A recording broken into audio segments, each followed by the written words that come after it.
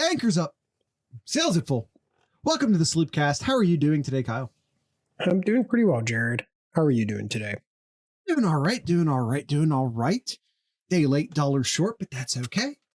A little bit of family time, delay a day, but that's okay. Kyle, we're here to talk about big upheaval in the Ohio State scheduling world, in the BigTen scheduling world, actually. No more divisions starting in 2024. I think we saw that part coming. I think we saw no divisions coming. That part's not surprising. Yeah. You and I, it's been a few months ago, I think. We did an episode, I think it was called, what the Big Ten will look like in 2030. We have been saying it, Gangland. But they weren't ready for that conversation. I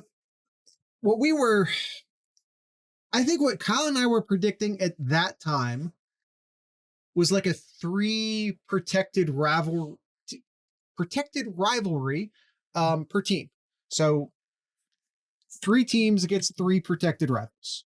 Sort of like a pod system, but not exactly.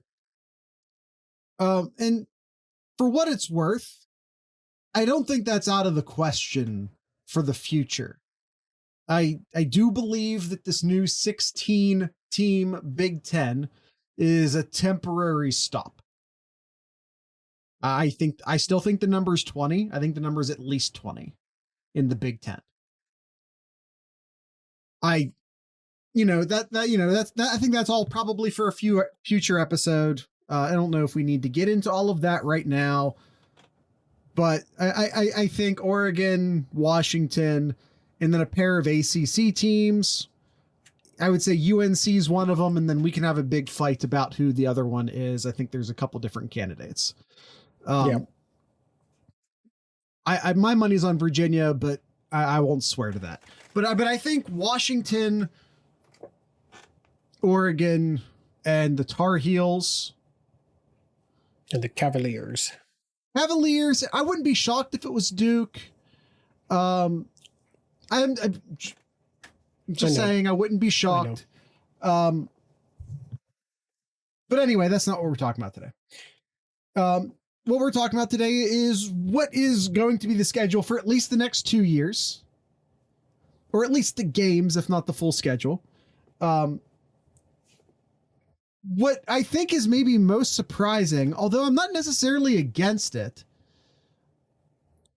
is they came out with a list of protected rivals, which that part's not surprising. What's surprising is that it's not very uniform. Ohio State has 1 protected rivalry game. That was a little surprise to me. Just 1. Penn State has 0 protected rivals. Iowa has 3 protected rivals. USC and UCLA only have each other. Michigan, on top of Ohio State, has Michigan State. I guess my biggest surprise in all of this is just sort of the lack of uniformity in it. Uniformity is normally like that's some Big Ten shit right there, right? Uniformity. Everything being even, everything being square, everything being just in the right place. Going outside of the box is not the Big Ten strong suit. And no, just sort of going freelance with this protected rivals situation. Again, I'm not against it. I'm just surprised that they did it. That's, I think, my biggest surprise in this announcement. Let me run through them real quick. Michigan, Ohio State, Michigan State, Minnesota, Wisconsin, Minnesota, Iowa, Wisconsin, Iowa, Nebraska, Iowa, Maryland, Rutgers, Indiana, Purdue, Illinois, Northwestern, USC, UCLA. Those are your protected rivalry games. Penn State not on the list. Interesting. Very helpful. Illinois with 2, Indiana with 1, Iowa with 3, Maryland with 1, Michigan with 2, Michigan State with 1, Minnesota 2, Nebraska 1, Northwestern 1, Ohio State 1, Purdue 2, Rutgers 1, UCLA, USC each with 1, USC 2. Penn State always said they were Wisconsin too. Penn State always said they were unrivaled. Yeah. And we always said not our rival. But it's weird. Ohio State and Penn State have played each other, but we were being funny. Yeah. Were we? I mean, we've played each other every year since Penn State joined the Big Ten in 1993. And there have been some classics in there. And again, I'm not even saying I'm against it. I'm not upset by it. I am surprised by it.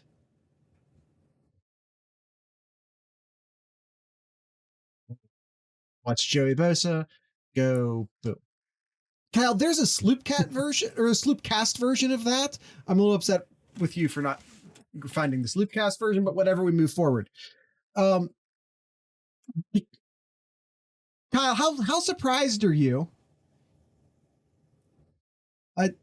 Also a Penn State game. How surprised are you that Penn State and Ohio State, not a protected rivalry? Yeah, I'm sorry. I thought you were going to continue on that. I thought I was going to continue on too. I definitely spoke with the cadence of someone who's going to continue on. I am surprised. Like Ohio State with just one, definitely I would have thought that each team would have had minimum 2. Maybe some teams like Iowa would have 3. Okay, but the vast majority of the teams only had 1 here. 1, 2, 3, 4, 5, 6, 7, 8, 9. If you want to count Penn State, 10 of the 16 have less than 2 games. For those first 2 years there. I'm definitely surprised. Does it reek of temporary to you? Yes, absolutely. Yeah. This is just temporary, just to get something out there. And I feel that in 2026, things will change, either additions to the Big Ten. Wait a minute. What comes next in what you're about to say? The next phase of the expansion. The way you said additions, or like no one's leaving. Well, I'm at the adding on to the Big Ten. Okay. Yeah. In Washington, Oregon, UNC, let's say Virginia. I would say are probably happy. Ohio State goes to the SEC. You know, the thing is, and I know we all hate that we lost to Georgia, but you know the thing I've seen over and over and over again this offseason? Are USC SEC fans saying that, quote, Ohio State is the closest thing to an SEC team outside of the SEC. This is a common thing I have seen repeated on Twitter, on r/CFB, from the mouths of SEC fans. We lost that game, but we gained a ton of fucking respect in SEC country. We took the best team in the country down to the wire, down to a field goal. Penn State gives more Mountain West vibes. Well, you're half right. You got the mountains right. King of the North, indeed. Again, Ohio State and Penn State have played each other every year since 1993. They played each other one last time in 2024. I mean, if you want to, well, not one last time, that's dramatic, but yeah. I mean, if you want recognition of Like having the best games for the year every year. Why are you not including Ohio State, Penn State? Hashtag not our rival. Yes. Hashtag And not our by rival. the way, can we just formalize the Maryland Penn State rivalry? Yeah, let's just get one there. Let's get that one in there. I don't know. That's the biggest surprise to me. And again, I don't hate it, but if we're being honest, when Michigan was down and just kind of not even a game there for a long time, like Penn State was never Michigan. That's just not how rivalries work. But man, it felt that way. Like Penn State was the one game on the schedule, especially if it was a whiteout, that you really had to watch out for.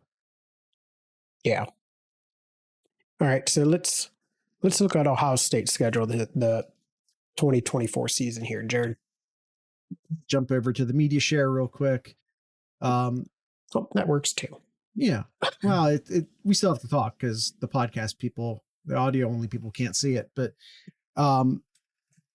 yeah, in 2024, Ohio State will play at home Michigan State, Minnesota, Penn State, and UCLA. They will go on the road to Illinois, Iowa, Michigan, Northwestern, and Rutgers. So I mean, you got Michigan State and Penn State at home. Okay, all right, that's an okay to good home schedule depending on how Sparty does. And then UCLA is always a wild card. Sometimes they may make a splash, but more often than not, in recent years, they haven't. UCLA has been like a 500, slightly above 500 team in a weaker Pac-12. Let's be honest. And then on the road, you got Michigan and Iowa. And we'll see how Illinois does, but I'm not going to put them on the table yet. But then you got Michigan and Iowa on the road for 24. So it's definitely a favorable schedule for the Big Ten conference for Ohio State in the 24 season. Why are we playing Michigan up north 2 years in a row? Because we said those backwards. They put the Did away we say games. those backward? They put the away games in white. Stupid Big Ten. Yes, you are right. Why wouldn't you put the home games on top? Doesn't that make more sense? Yeah, apologies. We said all of that backwards. 2024 is Michigan State, Minnesota, Penn State, UCLA on the road. Illinois, Iowa, Michigan, Northwestern, Rutgers at home.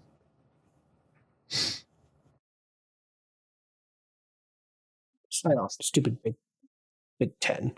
What are you doing? Big Ten. What are you doing, Big Ten? Jeez. Kyle, actually no. Chat. We have a few people in the chat right now. I have a question for the chat. In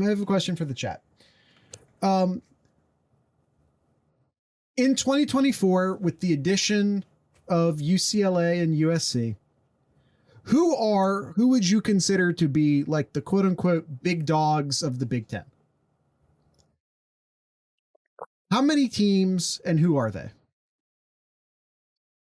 USC, Michigan, Ohio State, Penn State, says Austin, and he says that's easy. Spikes just said yes. Ohio State, USC, and Michigan, Gangland says. Buckeye Esquire says yes, I assume to Austin and not to Gangland. Based off of how quickly that came in. That was my assumption. PSU is fringe, but I'll let them have it. Austin, completely agree. Zach being Zach. All right. I agree. I agree with everything, Austin. Throw whiskey as a potential to move into that tier. Maybe. No, not in that first year. They pull a hell of a schedule in 2024. 3 of the 4 teams that we just sort of classified as the big dogs of the conference. That's a tough draw. What I believe the Big Ten is doing here, and this is held true through the first two, because we have the 2024 opponents and we have the 2025 opponents here. What I believe the Big Ten is attempting to do is to set up the 4 big dog teams and do it in such a way that they will play, 2 of the 3 remaining big dog teams. Does that make sense? Did I say that in a way that makes sense? You're obviously one of them. You'll play 2 of the other ones. And the other 3 big dog teams will do the same thing. I believe they're trying to set up some parity.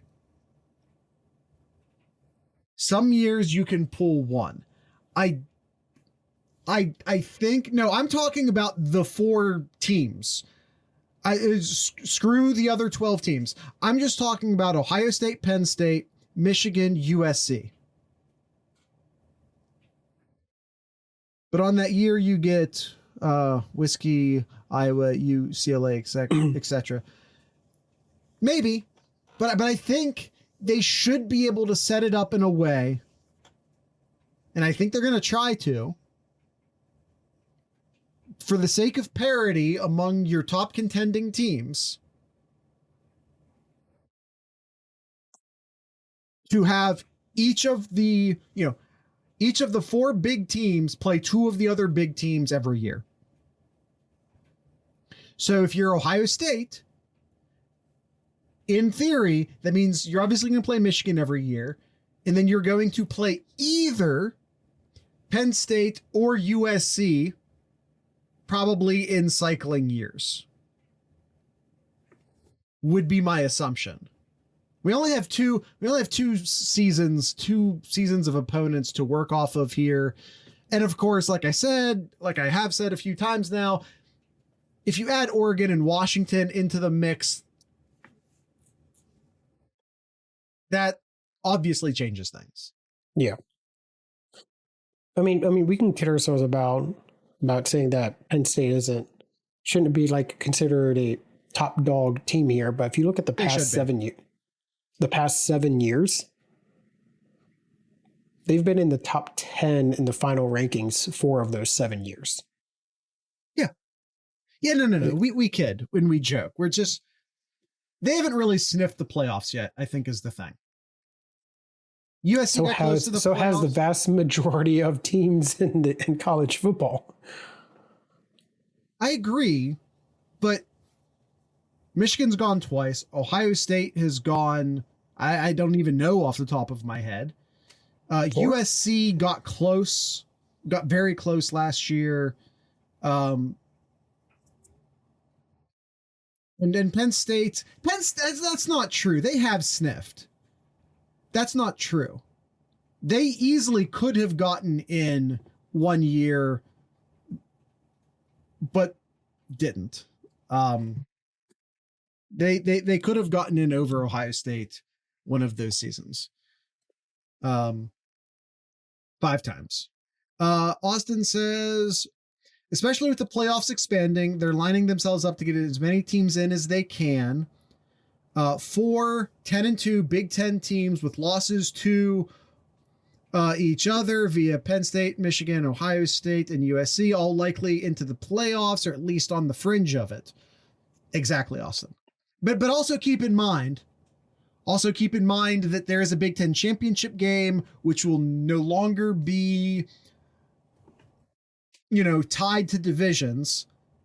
So it's possible that you pick up that 3rd team or you play one of the other 2 teams again. So, but that's a hell of a resume for the team that wins that, right? But I think that's the point, is you're trying to make sure that those games happen, but you're also trying to spread them out so that, like, Ohio State doesn't have to beat Penn State, USC, Michigan, and then win the Big Ten championship all in the same year on their way to the playoffs. But also making sure that those teams all play each other at least twice because money. I mean, you want them to. Like, we want them to. As fans, we want them to, of course. But also, money. So I think the next big question here. Those are big TV eyes. I think the next big question here is, once the season ends here, how do they determine who plays in the conference championship, or will there be a conference championship? I think there still will be. Yeah. How will, are you kidding? How will the Big Ten decipher a team? Let's say you got one team that finishes with one loss, and then you have three other teams with two losses. I mean, there's always ways. First, you go by winning percentage, obviously. Then if you have like a three-way tie, then you can just do like the records. Well, if you have a two-way tie, if they played each other, the winner gets in. Right? If you have a three-way tie, then you do like the collective, like if one of those teams is 2-0 versus the other two. Now, if they're all 1-1 against each other, that's a bit of a clusterfuck. Here, Jay, this it's winning percentage first. By the way, when did my name change to Jay in the Discord? It's short. They shorten the. It isn't for. Oh no, yeah, you did. Your name is short. You did change it, Jared. No, I didn't. Anyway, doesn't matter. We're focusing on the show. It's winning percentage first, then head to head against common opponent. I don't even know if they go head to head against common opponent. I think what they do is probably they will if it's still tied. No, I think the third factor will like be the bowl rankings, the committee rankings. I think they just punt to the committee at that point. That's lame. Maybe. But I think that's what they would do as the third decider. The committee doesn't care. I don't know why people always assume that the committee is money driven. They aren't. They don't work for ESPN. They don't. I mean, that's not to say that they're completely unbiased people. They literally work for the universities. And they work, there could be conference bias. How is the committee determined? Like, who's on the committee? I believe they're nominated by the person they're replacing. Or like the chairman of the existing members maybe plays a part in deciding who they bring in next. I'm not 100% sure how the individual committee members are chosen. I'm not 100% sure how that works. I know I've read it before. I just don't remember, and that's okay. But if we're looking at, anyway, I'm just saying, I think that's the third, because it just ensures that you're getting the two highest ranked teams possible, and not through some sort of weird circumstance do you not get the best team available. I would say punting to the committee is what I assume they'll do. There's probably an answer for that, but I don't have it off the top of my head. If anyone finds it, let me know. So for the 24 season, Jared, looking at all the games here, who do you think has the hardest in conference schedule? I know Wisconsin has to play Michigan and USC on the road in 24, and then also play Penn State at home. That's a tough pull. I haven't looked at all of them incredibly closely, but that is a tough pull. I mean, also honestly, Nebraska, I might say Illinois. I might say Illinois on the road to Ohio State, USC, and Sparty, and then at home they have Iowa and Michigan. I think Illinois may. That's tough. That is tough. That is very tough. Or you can look at Northwestern on the road to Ohio State and Penn State, and then at home they have USC as well. That's a tough one as well. For sure. And then I'm just looking at the other games here. Iowa on the road has Ohio State, USC, and then home to Wisconsin. It's not, but yeah, I think to even get to the conversation, they're protected. They're protected. UCLA and USC are protected. Yeah, they are. I can scroll up here in the doc. USC, UCLA on the protected list. Did it cut off weird? Did I have it scrolled weird? Sorry. Then UCLA has the toughest schedule. Ohio State and USC at home. Michigan away. Iowa's a tough pool in the second. Minnesota, Nebraska. It's a tough. Yeah, that's also a tough pool. Yeah. They're the only team playing Big Three. No, Wisconsin is also playing three of the big teams. Yeah. That's why I mentioned Wisconsin first. Yes, the big three. Look at Sparty. Sparty on the road to Michigan and Penn State.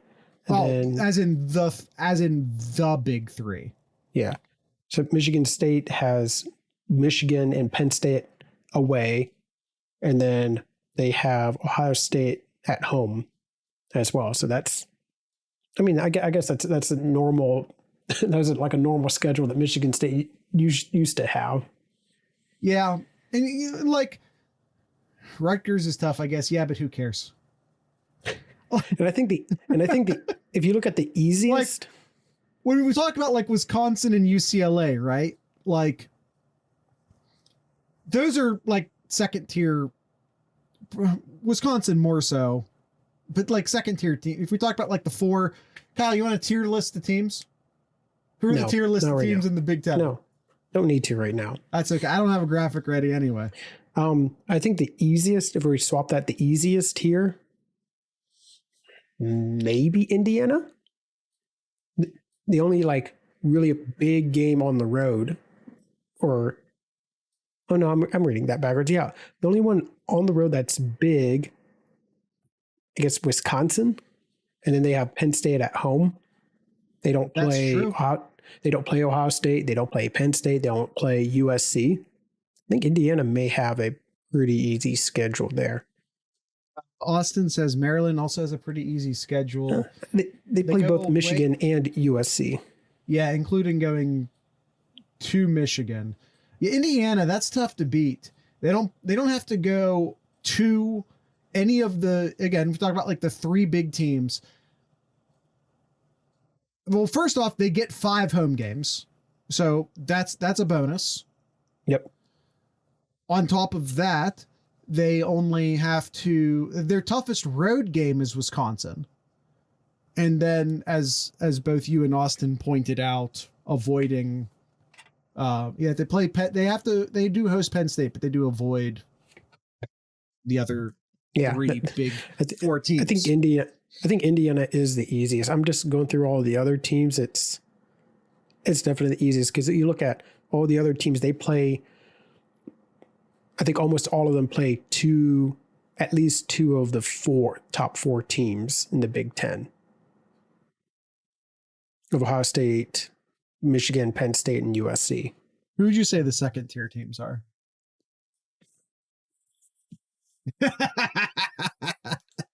Kyle didn't like that. It's just second tier. Yeah, we don't have to go past that. We don't have to go past that. Who are the second tier teams in the Big Ten? So if I go with Wisconsin is Wisconsin's one of the closest teams. Michigan State, Iowa. It just depends on the year. Michigan State is such a cluster. I know, but on average, I'm just going to put them there. Wisconsin, Michigan State, and Iowa, I would say is your second tier. Minnesota? No, Jared, I'm not rowing that boat. UCLA, Iowa, Michigan State, Wisconsin is what Austin says. I think you're giving UCLA too much credit. Yeah. And the Cornhuskers, how they've fallen. We'll see. We'll see with Matt Rule. I don't know why, but I'm optimistic Nebraska and Matt Rule. I mean, you think about the history of college football and what the Big Ten has right now. You got Ohio State, you got Michigan, Nebraska historically, and then USC as well. Like you look at that and like that's some blue blood, red blood teams. Red blood. There you go. Red blood teams. You have to include Penn State if we're talking history as well. But how many championships have they won? How many championships has Michigan won this side of the post World War II world? Since any of us has been alive? Since the Korean War started, Kyle. How many championships does Michigan have? Since any of us has been alive? No, we're all too young. That doesn't even begin to. Doesn't even begin. One half. Exactly. Right. Exactly, Spikes. One half.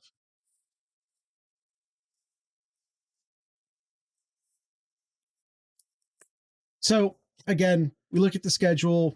We can take a look at the 2025 schedule as well.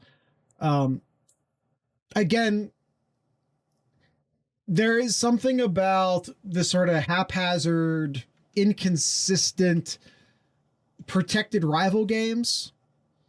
Again, that just screams temporary to me. It all just screams very temporary to me. I think we all know what's happening.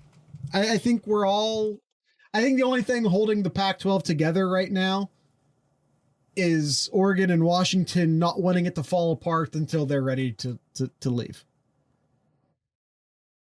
I mean, they were seriously having contract discussions with what's it, the CW, that thing where they that network where they do like Riverdale and shit like that. That's where they're talking about putting Pac-12 games. Meanwhile, in ACC territory, you had a bunch of the teams apparently meet up with some lawyers to see, like, how ironclad is that 2027 or is it 2037 contract? Because like CW is fitting for the Pac-12. I think so. Because here's the thing about that grant of rights deal in regards to the ACC. Your rights can't be granted or locked into the ACC if the ACC doesn't exist. That's what it boils down to, in my opinion. And I'll be honest with you. I think the only thing that is stopping the SEC from just plucking Florida State and Clemson right now is them not wanting to destabilize the ACC and allow the Big Ten to jump in and also start claiming teams.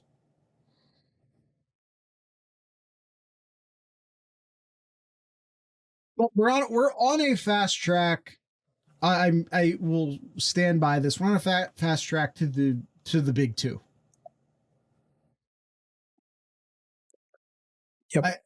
I think we're just waiting for that first domino to fall, that first Jenga block to be pulled in the ACC, and then it's game over. Then it's game over at that point. And if the Big Ten and the SEC were smart, they would launch a coordinated attack against the ACC. We'll we'll all wake up one day. We'll all wake up one day and, you know, UNC and Virginia will be going to the Big Ten, Clemson and Florida State, and possibly Miami will be headed to the SEC. And I feel like it's all going to happen at once. But hey, that's just my opinion. Kyle, you look at this schedule. Anything else stick out to you? Whether it be the protected rivalries or anything else as far as how the schedule's breaking down? Can we talk about how the SEC made the decision to stick with 8 conference games? It's a joke. That is a joke. Can we talk? Oh, Kyle, can we please talk about how we don't have to play Rutgers in Maryland every year anymore? That is true, Jared. But now we get to play teams like Northwestern and and Minnesota's every year. Yeah, but it's not the same. It's not the same teams. With this schedule. So there's 16 teams. Obviously, Ohio State's one, and you play Michigan every year, right? So now there's 14 teams left. You have 14 teams left, and you have 8 conference games to play them. Doesn't take a whole lot of quick math. And by the way, you can still add 2 more teams, and this math still checks out. If you're Ohio State, you can play every team in the Big Ten in 2 years. Over 2 seasons, you can play every single Big Ten team. That's exciting, right? No more waiting years and years and years to play Wisconsin or to play, we got to play Nebraska a bunch, but like they fell off the schedule and then it's going to be X number of years before we're playing Nebraska. No, we can play every single team. And I don't know if they're going to go like home and homes or what, but maybe they, it doesn't necessarily look like that based off of the 2 years we have. But you can play every single team in the Big Ten over 2 seasons. That's exciting, right? That is, yeah. I would agree. Super. No more. There's no more discussions of like, oh, well, whoever wins the Big Ten West will likely be the team that has the best draw from the East, right? Remember when we do that every year in the Big Ten preview? Sometimes we would determine who would win the Big Ten West simply by, okay, who only has to play one of Ohio State, Penn State, and Michigan. Mm-hmm. And like, oh, that team clearly has the fast track to win the Big Ten West. No more of that. No more divisions. No more playing Maryland and Rutgers and Indiana every single year. Play Illinois every once in a while. Etch a new date on the turtle. Remember when everyone kept trying to tell us that Illinois should be a protected rival because of that stupid wooden turtle? Can you imagine if Ohio State and Illinois were protected rivals? We were being yelled at by people for not making Ohio State and Illinois a protected rival because of the stupid wooden turtle. Ilbuck deserves respect. No, he doesn't. I don't care.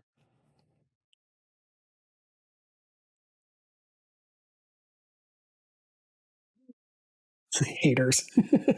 I'm getting diverse opinions in the chat. Bring back the live turtle. That's an even worse option. Oh man. I'm getting both agreement and hate down in the chat right now based off of my indifferent. Oh, I'm getting the several people typing right now. This is what's happened. I have gotten several people typing. We want a living Illibuck. Illabuck is funny, but the rivalry sucks, so it's fine. Exactly, Austin. Illabuck is fine. It's a wooden turtle. Why? I mean, who cares? Listen, there's too many damn trophy games in the Big Ten, and if you aren't Paul Bunyan's axe, I don't want to hear from you. If you are Paul Bunyan's axe, that's badass. Half of Minnesota's games are rivalry or playing for some trophy. Yeah, but again, if you're Paul Bunyan's axe, I forgive you because that thing's rad. Can we all just agree on that? What about Paul Bunyan's bunions?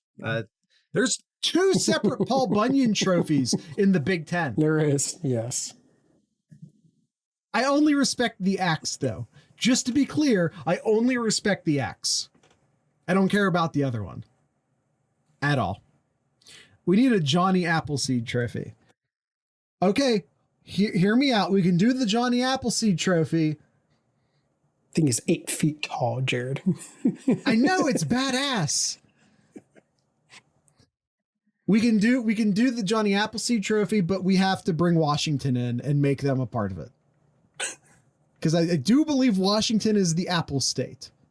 I think that's the state's nickname. Midwest apples are superior. Listen, it's true, but they're the Apple State, I think. It's true. I'm right on that, right? Johnny Appleseed feels like Washington and Rutgers. Dude, coast to coast? Imagine getting paired. Imagine joining the Big Ten. Imagine joining the Big Ten as Washington and having your new protected rival be Rutgers.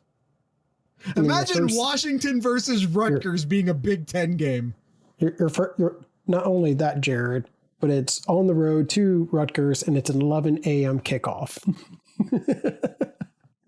Buckeye Esquire says Rutgers versus Washington should be called the Space Ghost Trophy because it's coast to coast.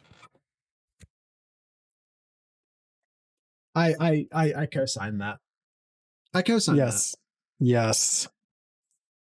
Thank you for acknowledging. That's a good reference. It's a good reference. By the way, it would be Maryland, not Rutgers. It would be Maryland. It would be Maryland and no, that was a cherry. Those are cherry trees. Never mind. I got nothing. I don't even remember the Johnny Appleseed lore that much. Do we know where he started? Guys, why don't we know more about Johnny Appleseed? I think it should just be a husky in a knight's helmet. Man, I missed whatever you're referring to. Squirrel. Yeah, no. I'm on my ADHD shit tonight. I am on my ADHD shit tonight. All right.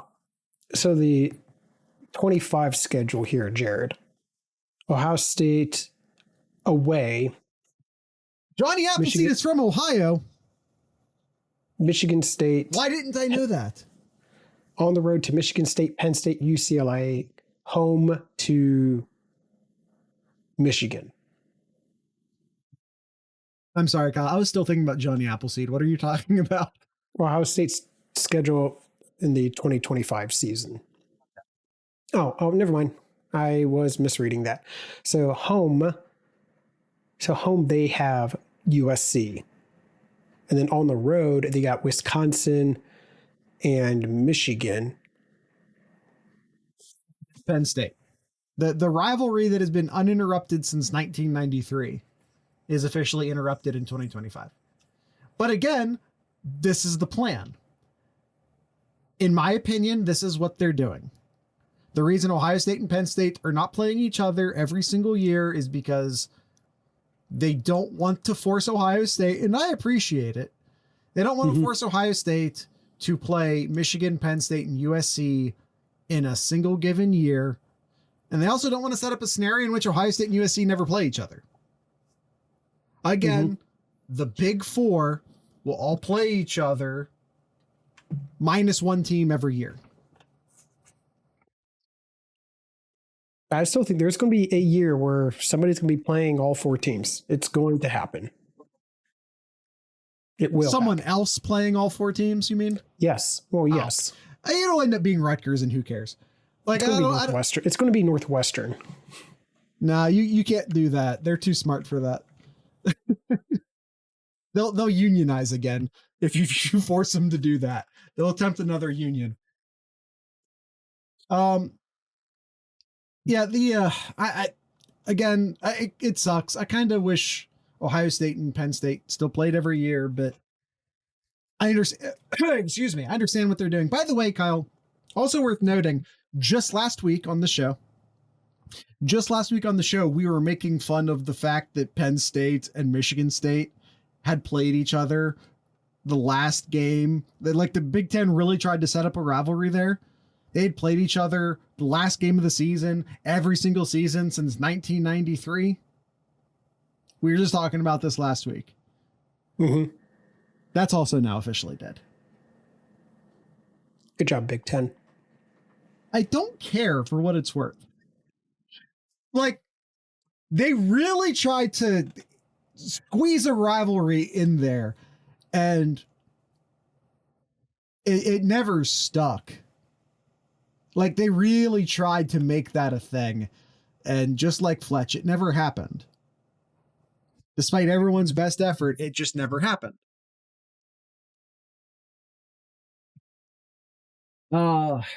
Guys, how do we feel about the new schedule? I'm asking the chat. The new scheduling It's a start. scheme. It's a start. How do you feel about my assertion that it looks haphazard and therefore screams temporary? How are we feeling on that assumption? No, I agree with that, Jared. This definitely seems temporary. Why only do 2 years? Well, yeah, you just don't schedule that far out, I think. I think it's basically what... I mean, I don't know. Do you really lay out the opponent's schedule for 4 years? For 3 years? Well, away out of conference games, you do.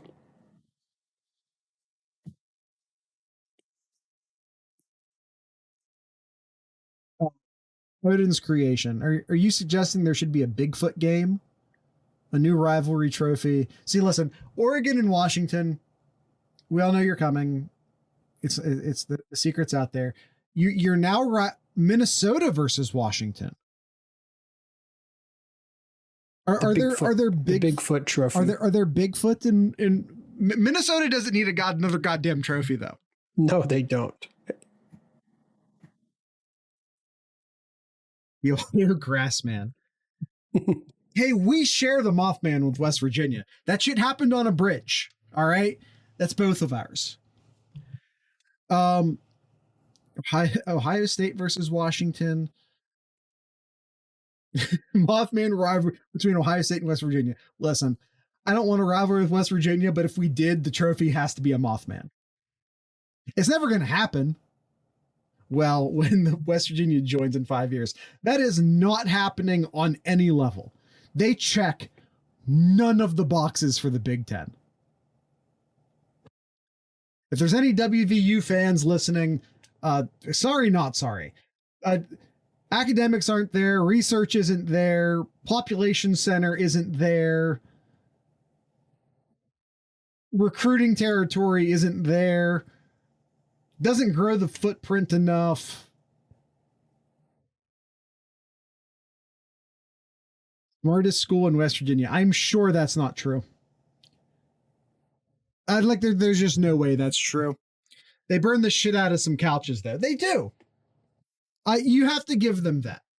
They're very good at lighting things on fire. You're just discriminating against hillbillies, Jared. I am a hillbilly. Make no mistake, I am a hillbilly. So if I am discriminating against hillbillies, I'm allowed to because I'm one of them.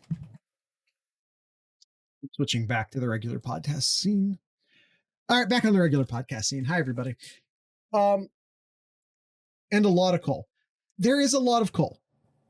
Like, if not the Mothman trophy between Ohio State and West Virginia, it would basically just be like a pail of coal. Right? Hillbilly rivalry in the Big 12, UC versus West Virginia. There you go. There you go. They need a trophy. It's a pail of coal. Right? USC, are USC and West Virginia going to be rivals now? I think they should set that up. Did I say USC? I just meant UC. You did. I just meant UC. Does UC have like a set rival? Like I know Xavier in basketball, but that doesn't translate to football. I don't think UConn translates to football either. They have a football rivalry. They're football rivalries, Jared. Okay. Marshall. Apparently Maryland. No. Penn State. No. Pitt. I mean, sure, maybe. Syracuse. That's not a football thing. Virginia Tech. And Cincinnati. They're their own rivals? No, this is West Virginia. Oh, that makes a lot more sense. God. Listen, that's a nice list and everything. West Virginia's only rivals Pitt, in my opinion. That's a very generous, that's a very broad definition of rivals, in my opinion. I mean, apparently West Virginia and Virginia Tech is a rivalry they've played 54 times. I don't care. Okay. Like I mean, but that's back in the Big 12 days, or excuse me, the Big East days. Mm-hmm. I couldn't even remember the name of the Big East. That's how long ago it's been. Big East hasn't been a football conference in how many years at this point? Gangland, do you remember the Big East? Going to the resident young guy. What does it say for UC, Kyle, wherever you found that?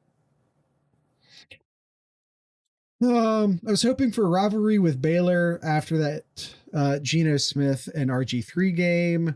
The problem with UC and rivals is that they don't stay in one conference very long, and that makes it difficult. UConn and UC carried on when they were in the American Conference or something. See, the fact that you said or something kind of blows that up. Memphis is a very recent rival. Did Memphis also get an invite to the Big 12? They did they? No. No. Question mark? So no. That's not a thing anymore. Sorry. The Memphis thing was fun for a minute. It's not a thing anymore. We move on. Miami? Do they mean guess Ohio? Do they mean Oxford? Yeah, that's got to be Oxford. Louisville? Sure. I mean, it makes sense geographically, at least. Pitt? Okay. In a loose sense. Xavier, that's a basketball thing. Yeah, I was gonna say that. Well, UCF can be a thing, I guess, because they are both going to the Big 12. And West Virginia can be a thing now that they're both in the Big 12. Can't wait for UC versus Kansas. Yeah, in basketball. All right, Kyle, that's the end of the show. I think the show probably ended 15 minutes ago, to be honest with you. We had fun, and that's all that matters. Do you have anything in Kyle's corner?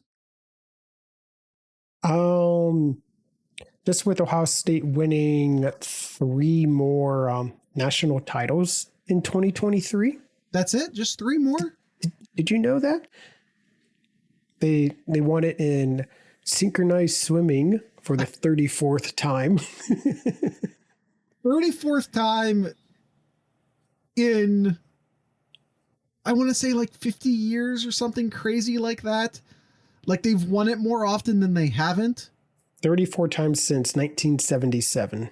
Someone else do that math. Yeah. Yeah, we are a swimming school. It's like also what, 50. Hold on. No, I don't feel like doing. I'm not doing math while the recording's on me. They're also national title in pistol and women's pistol. Oh, women's. I know the men's pistol team is like Co-ed. dominant. Co-ed pistol. Oh, it's co-ed pistol. Women's pistol and co-ed pistol. Those so three both. national titles. Yep. So the women really carried the men then, because I assume that means that the men didn't win. The only national titles that Ohio State. Well, no, that's not right, because the basketball won too. Where the hell is this list coming from? Basketball. Oh, here we go. Never mind. I'm looking here. I'm just looking here, see if I'm missing anything else. Nope. No, we're good. So I was looking at national titles, Jared. Okay. Are we going into some President's Cup coverage here? No, just comparing two teams. That's all. Just two teams, and just wanted to point out that Ohio State has more national titles than the team up north. Is this in everything? What are we looking at here? Mm-hmm. Yeah. So It's total too small team to read. titles, total team titles. Ohio State has 73, and the team up north has 57. What time frame is this? Uh, Wait, is this all sports in what time frame? yeah, this is all sports. All sports, but in what time frame? Ever since they've been doing national titles. No way. Zero chance in hell. But that's every national title ever? The swim team has half of that. The synchronized swim team has half of that for Ohio State. They do. There's no way. They do. Yes. No, it's true. It's true.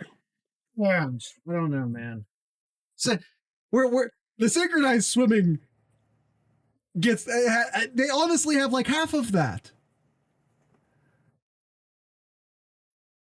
Yeah. Yes, Jared. I find this hard to believe. Okay.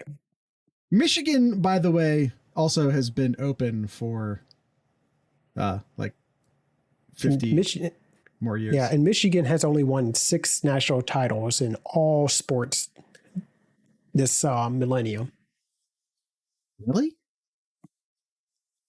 The Ohio State synchronized swimming team has more than that. The champions of the West, so they say, right? Yeah, exactly 6. They've won 1 in field hockey, 3 in men's gymnastics. Yeah, that's respectable. Their most recent is in 21 in women's gymnastics, their only title. And then 1 in men's swimming and diving. I think And one in softball. Missed 1 in softball. So the only thing there I feel like clowning on, to be fair, the only thing there I would clown on would be the field hockey. 7. I apologize. 7. But still 7. But yeah, you're right. Like women's synchronized diving has more than Swimming, not synchronized diving, synchronized swimming. Synchronized swimming has Which more. is basically underwater dance. I'm just saying they're the real water buffaloes in those statistics. 15 this millennium. Just for the synchronized swimmers. 15 out of 23. Or 24 if you're counting the year 2000 as well. 2000 was in the previous millennia, if we're being technical about it. Because you didn't start at year 0. You started at year 1. All right. We're not going to argue about that. Therefore, the century clocks over, not in the millennium in this case, clocks over not at 2000, but at 2001. All right. We got to end the episode. I'm here, Jared. right. We're ending the episode here, Jared. All right. that was like the peak well actually maneuver like 25 years ago. All right. Tonight's ending music, band out of Columbus. They are called Slimfit. Never played them on the podcast before, so we're happy to be doing that today. Um, Name of the song is Pineapple Pizza. If you're watching this on YouTube, then you can click the link to listen to the song down in the show notes. If you're just listening to the podcast version of this, all you have to do is not turn us off. So, Kyle, with all of that being said, I would like to encourage everyone to drink local beer, listen to local music, and of course, support your local podcasters. Once again, this is Slimfit.